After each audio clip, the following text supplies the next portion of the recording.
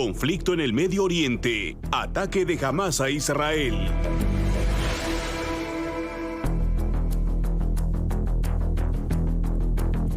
Estamos en la rotativa del aire por RPP, la voz de todo el Perú, 7 de la mañana con 7 minutos, a raíz justamente del ataque de miembros de Hamás en Israel.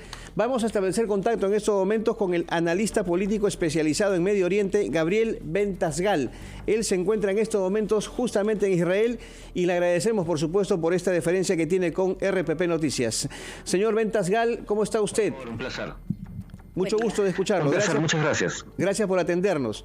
Bueno, a ver, para entender exactamente el motivo de este conflicto, ¿cuáles son las razones del mismo entre Palestina e Israel? Mira, a nivel macro, lo que ocurre es que el Hamás, como todo grupo islamista, radicalismo islámico, no acepta la presencia, ni mucho menos un Estado, de cristianos o de judíos en lo que consideran tierra santa islámica. No es una cuestión de fronteras, es una cuestión de la no aceptación. O sea, un judío o un cristiano puede vivir bajo el Islam, según ellos, pero pagando un impuesto especial y sometiéndose a lo que dice el califa de turno. Esa es la concepción teológica madre, no es que hay una excusa material, territorial, ocupación. Esa es una forma de analizarlo en general que hacemos en Occidente, pero en el Medio Oriente es mucho más teológico, tribal, ideológico. Buenos días, señor Ventasgal. Gracias por su tiempo. Este último ataque, que lo han considerado, y por las imágenes y reportes, aparentemente es el más violento en las últimas décadas, ¿se debe a raíz de qué? Es decir, ¿qué sucedió para que se llegue a este nivel de violencia? Lo que ocurrió fue que el ejército israelí tiene una fama que esta vez no se justificó. De ser un ejército que tiene un muy buen servicio de inteligencia de espionaje y de tener mucha capacidad desde el punto de vista tecnológico para poder prever que si alguien se acerca a una valla de seguridad con sensores, lo van a poder detener a tiempo. Este exceso de confianza fue demostrado como que era efectivamente un exceso de confianza porque penetraron 1000 terroristas de Hamás.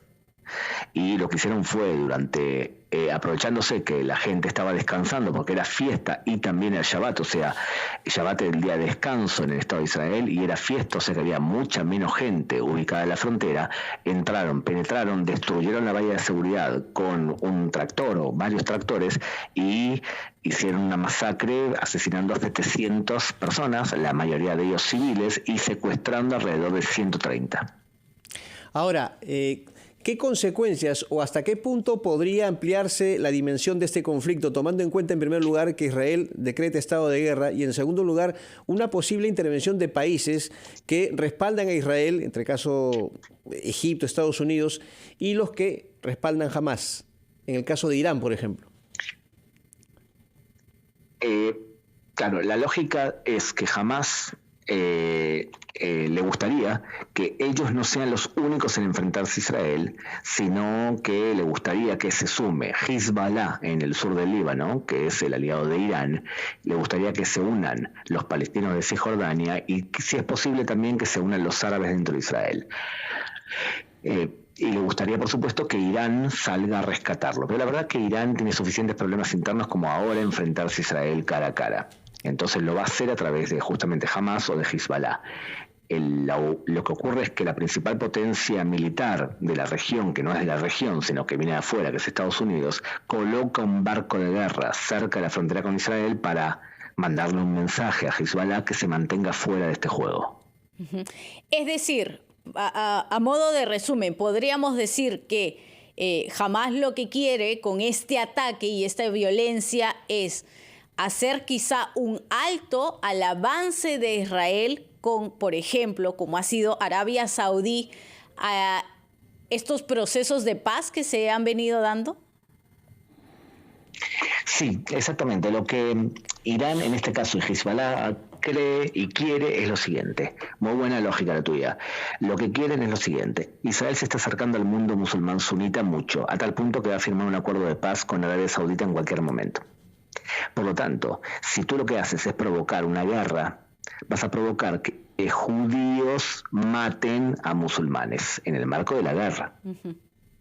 Entonces, esta situación beneficia a que Arabia Saudita o otro país no firme una paz con aquel que está en guerra. Eso es lo que está intentando hacer. Entonces, en este marco de acciones, esta acción bélica puede posponer, creo yo, el acuerdo final que van a firmar sin duda Israel con Arabia Saudita, la corta o la larga. Otra pregunta a modo de orientación para nuestro auditorio, pues, nuestros radioescuchas y televidentes. ¿Cuáles son las características del grupo Hamás y si realmente representa a todo el pueblo palestino? Por supuesto que no representa a todo el pueblo palestino, pero es muy difícil cuando tú tienes un régimen como Hamás liberarte de él. Por ejemplo, personas que critican al Hamás, viene el propio Hamás y le dispara las piernas a los críticos. O sea, tú publicas un post en alguna red social en contra del Hamás y te las vas a ver con la policía del Hamás.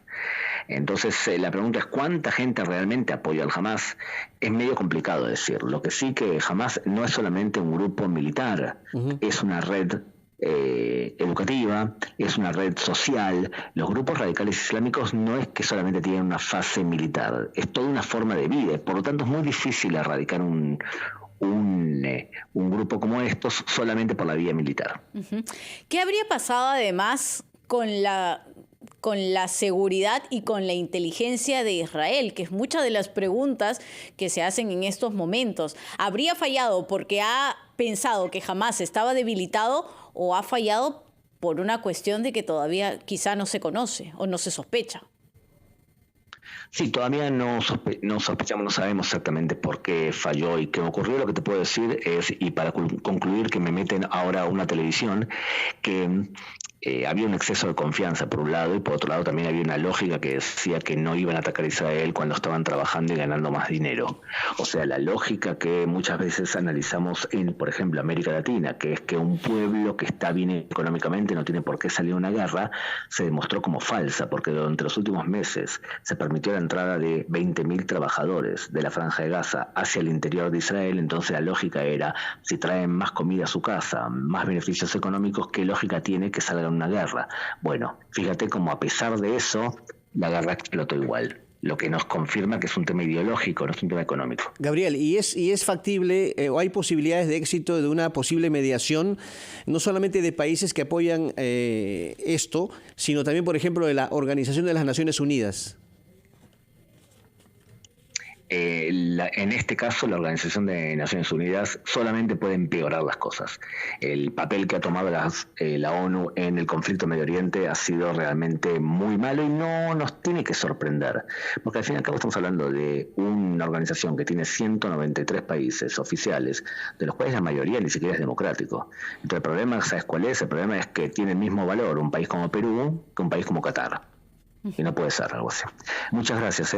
Muchas gracias a ti, Gabriel. Sabemos que estás también dando la misma explicación y la ayuda a distintos medios. Será Gabriel Ventasgal, analista político especializado en Medio Oriente. Está en estos momentos él en Israel, atendiéndonos aquí en la rotativa del aire, Carlos, y lo decíamos, ¿no? Bastante complejo es el tema, pero bastante doloroso porque ellos llevan años y años y años de violencia. Y si uno empieza a revisar las declaraciones, lo que dicen los ciudadanos, el temor de aquellas personas que han tenido que ingresar a los búnkers después de escuchar estas alarmas muy características, lamentablemente, en Israel y también en Palestina, que es las que suenan cuando hay ataques de misiles. Dicen, escuchaba a una mujer ayer, una ciudadana peruana, decía, era muy similar al temor y la sensación que yo viví en la época del terrorismo en Perú y corrí al búnker de mi edificio, en la parte baja, donde estamos todos, digamos, a buen recaudo, por lo menos durante unas horas. Así es. Terrible, entonces seguiremos por supuesto analizando la situación entre Israel y Palestina. 7:16, vamos con los anunciantes de inmediato. Conflicto en el Medio Oriente.